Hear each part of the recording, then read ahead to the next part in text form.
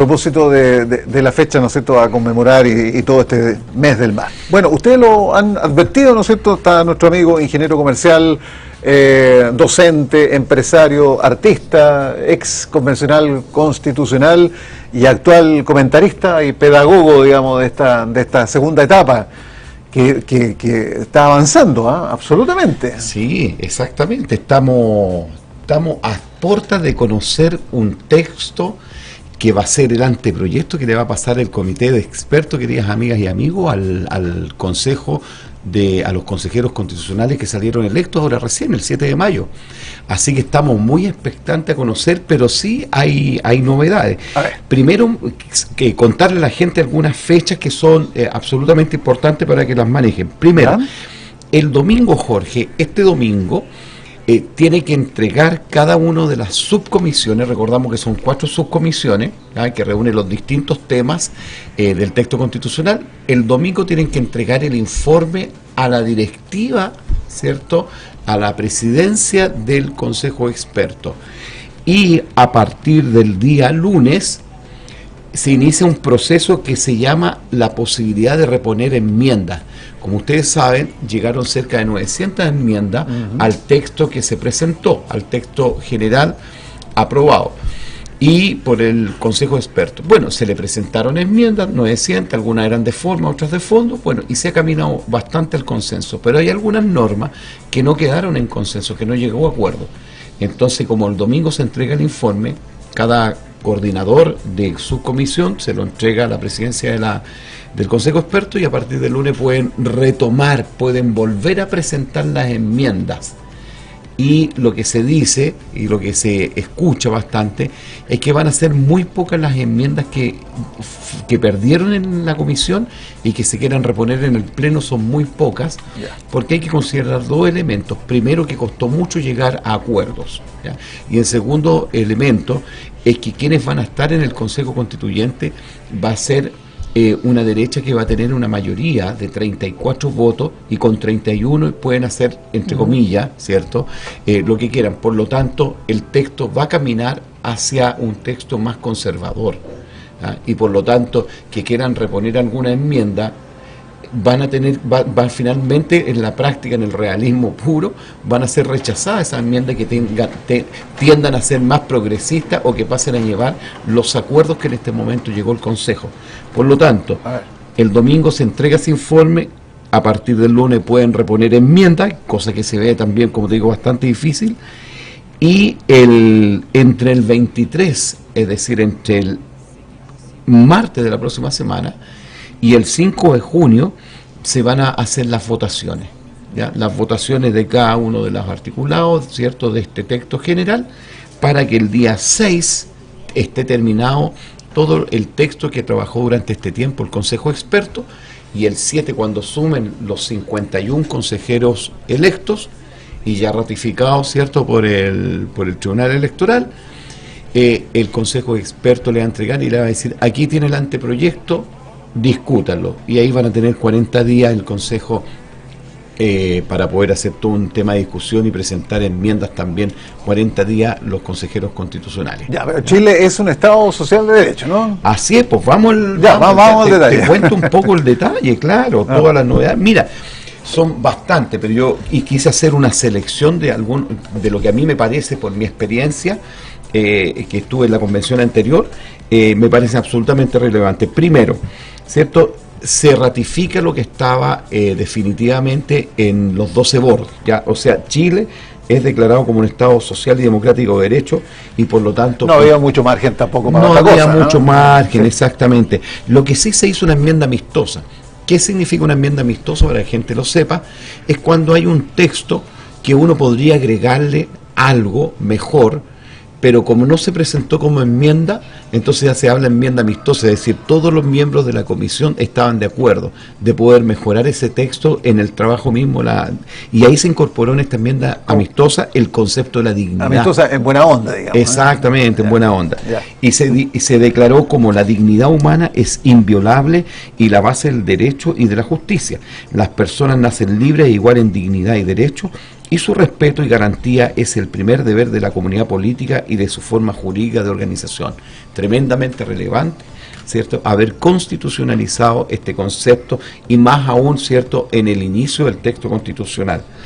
Y además, Chile se organiza en un Estado social y democrático de derecho que reconoce derechos y libertades fundamentales y promueve el desarrollo progresivo de los derechos sociales con sujeción al principio de responsabilidad fiscal y a través de instituciones estatales y privadas. Ya. Acá hay temas pero tremendamente interesantes para que lo sepan los amigas y amigos.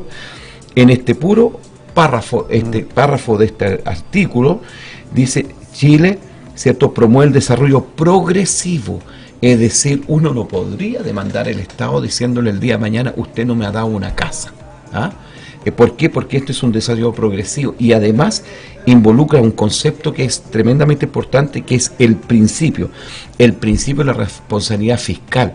Es decir, nosotros no podríamos decir: perfecto, el gobierno va a gastar todo el dinero, a hacerle casa a todos, y vamos a quedar endeudados y vamos a caer en bancarrota como claro. Estado de Chile. Entonces, por eso se habla de la progresividad y se habla de la responsabilidad fiscal. Y además dice un tercer elemento: a través de instituciones estatales y privadas, ¿ya? Entonces ahí se está convocando no solo el Estado, sino también las instituciones privadas, sí, para que satisfagan la serie, el cúmulo de derechos sociales que van a estar en el texto constitucional. Un mensaje solidario, ¿no es cierto?, de un país solidario, pero de un Estado también que tiene un compromiso social al respecto. Tú nombraste la palabra solidaridad. Te cuento unos datitos sabrosos.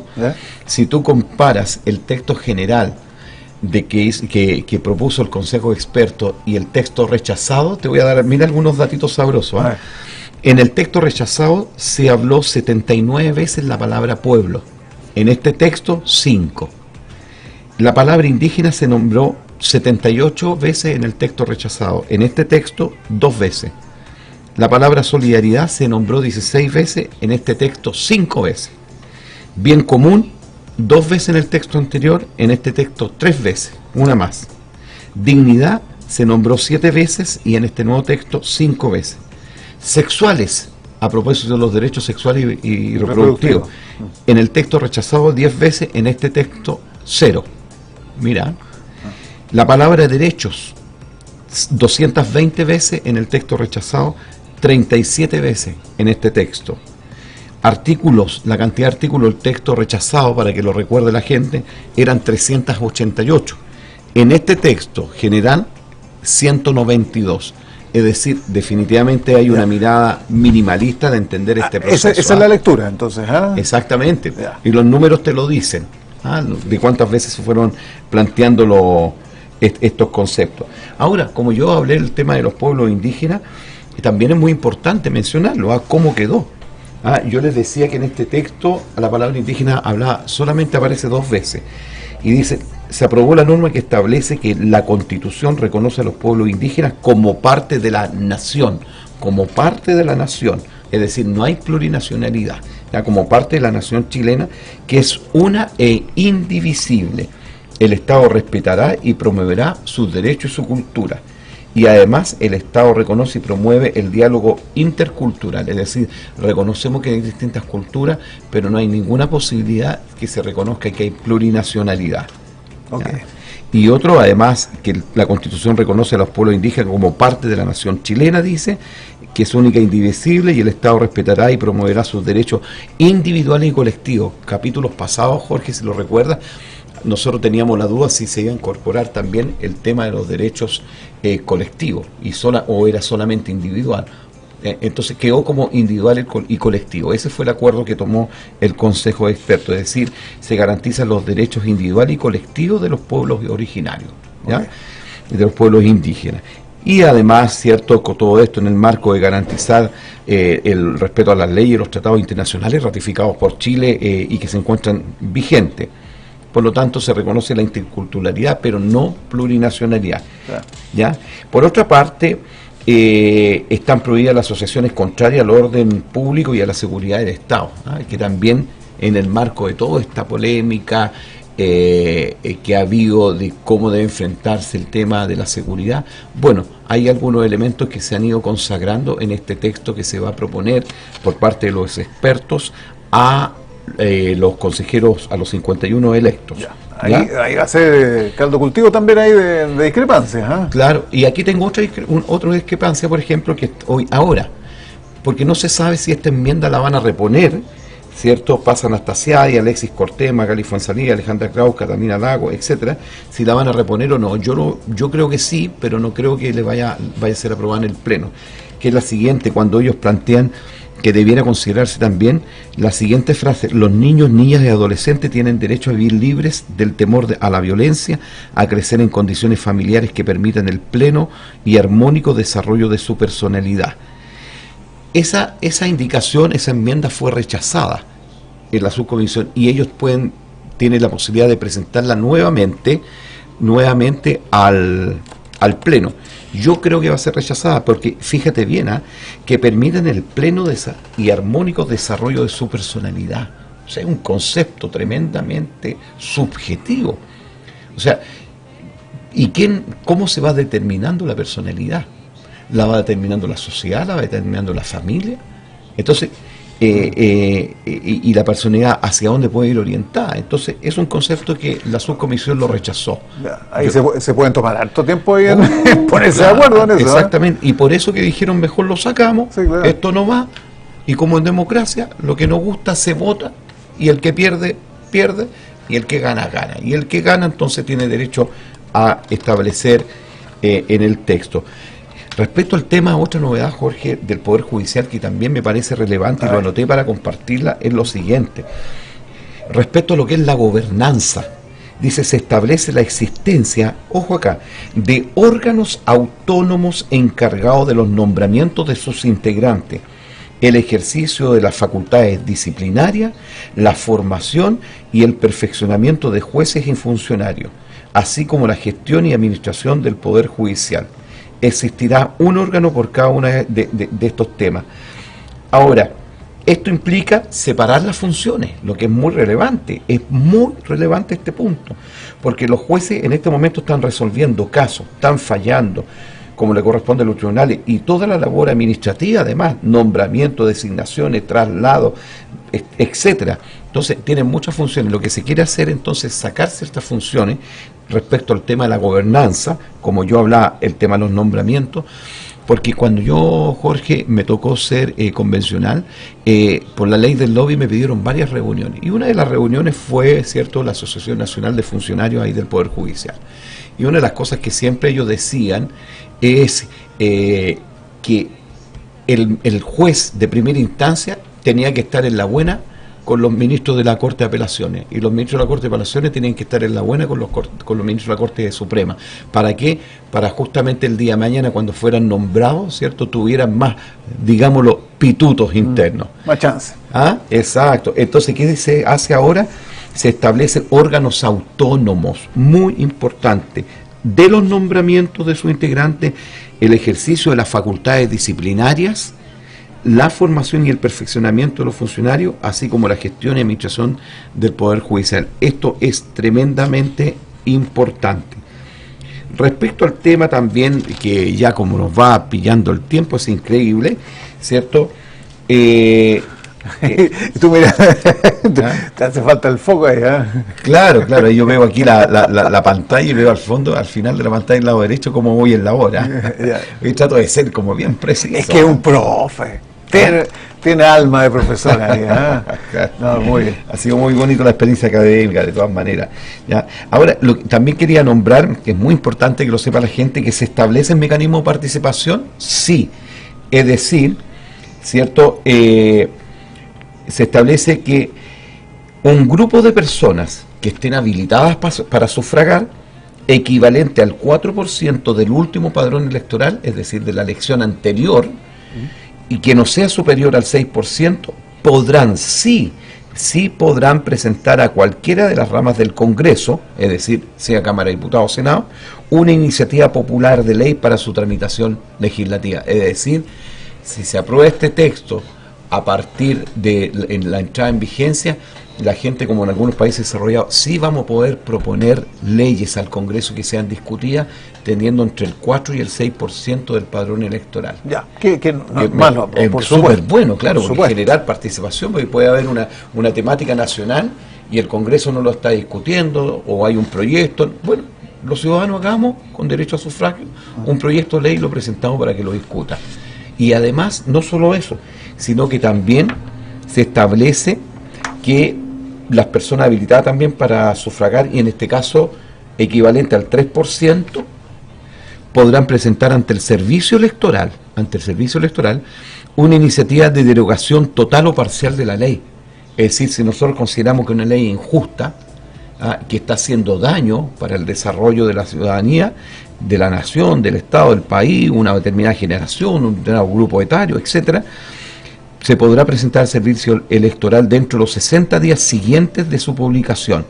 Esta iniciativa deberá reunir un apoyo total no inferior al 7% ni superior al 12% del último padrón electoral, en este caso dentro de los 60 días siguientes de la presentación. Es decir, hay distintos porcentajes. Yo creo que seguramente el Consejo Constitucional de Constituyentes que fueron elegidos ahora, a lo mejor puede que cambie el porcentaje, pero la voluntad yo creo que es transversal de todos los sectores políticos, que efectivamente la ciudadanía, ¿cierto?, con derecho a sufragio pueda presentar proyectos de ley, como también solicitar derogación de leyes que ya están en vigencia. Oye, Miguel Ángel, en honor al tiempo, yo sé que tienes preparado, pero fíjate que el derecho a reunirse pacíficamente sin permiso previo me parece importante, y las reuniones en plazas, calles y demás lugares de uso público se regirán por lo dispuesto en la Constitución y la ley. En esta misma línea se respaldó el derecho a asociarse sin permiso previo con fines religiosos, políticos, económicos, laborales, sociales, culturales, deportivos y de cualquier otra índole, agregando que están prohibidas las asociaciones contrarias al orden público y la seguridad del Estado. Aquí hay que tener ojo con la lectura, porque dice ahí, ¿cierto?, su uso público se regirán por lo dispuesto en esta Constitución y la ley. ¿Ya? Pero la ley, la Constitución es generalista, y la ley viene después. Y después viene la ley. Sí. Por lo tanto, por ejemplo, esto no significa que cualquiera va a poder hacer una manifestación pública donde quiera, donde se le ocurra, frente a mi casa, frente a tu casa, frente a un colegio, frente al municipio. O sea, la ley tendrá que regular. O sea, estarán los gobernadores regionales, estarán los delegados provinciales. O sea, va a haber una instancia que efectivamente el día de mañana lo regule, porque esto no puede ser tan azaroso. Claro. Bueno, este es el marco normativo nomás. Exacto. Después la bajada de la ley vendrá en el trámite parlamentario. Por eso se habla, el derecho sí, pero esto también lo va a regular una ley. Y ese es el concepto minimalista del cual hemos hablado, es decir, que la Constitución lo establezca como derecho, sí, pero la forma de cómo se pone en práctica tiene que regularlo en detalle la ley, y eso ya es trabajo del Congreso. Y eso me parece bien, que sean alrededor de 190 artículos, que sea una Constitución minimalista y que le traspase la pega el día de mañana al Congreso, porque las constituciones modernas, sin lugar a dudas, que tienen un carácter minimalista. Ya. Sí, eso es lo que podemos contarle, queridos amigos, lo que está pasando. Falta poquito ya para el 6 de junio para conocer el texto definitivo, y ya ahí vamos a entrar y vamos a continuar con Jorge durante este año, hasta diciembre, para ir explicando claramente qué significa cada uno de los conceptos y de lo que está discutiendo y para dónde va el buque de este nuevo, de cómo quedó constituido el Consejo. Inesperado, por cierto, pero bueno. Ahí vamos a ir informando y aprendiendo juntos en este camino durante este año. Oye, y señalar, ¿no es cierto?, lo que hacía mención Máximo Pavés, que es el presidente de lo que estamos conversando, ¿no es cierto?, de la subcomisión. De la subcomisión, dice, ¿no es cierto?, hemos tenido una discusión del más alto nivel, jurídico, político y también humano, para expresar los aspectos que nos unen y mostrar dónde están nuestras diferencias. No, con esto estamos listos. Sí, yo tengo mucha esperanza. Mucha esperanza. Lo digo con seriedad, digamos, en el sentido de que, pucha, qué bueno que estemos en este terreno, digamos. Y yo creo que eso es lo que espera Chile, definitivamente. Porque aquí no puede tener el triunfo solo un sector, porque el texto constitucional tiene que ser para todos y darle espacio para que todos puedan manifestarse en democracia, aterrizar el texto constitucional a leyes que inspiren las políticas públicas, que inspiren los reglamentos, los decretos, etcétera, etcétera. Y esta Constitución debe ser efectivamente para todos y todas, y esperamos que dure 40, 50 años más. Bueno, un gusto, como siempre, estas enseñanzas nos dejan muy bien, digamos, ubicados frente al escenario que estamos viviendo en lo político con esta segunda etapa constitucional. Exactamente. Así, nos encontramos el próximo viernes. Me contaron que había cantado muy bien en un karaoke, que le había ido bien y que había ganado el karaoke. Ahora, lo bueno que hay que señalar, ¿no es cierto?, que usted es amigo de la animadora y... un pituto. No. El domingo estuve cantando en el Día de la Madre. En buena liga, haciendo música. Sí, mañana seguimos haciendo música por otros lados. Muy bien. Esa es la parte espiritual.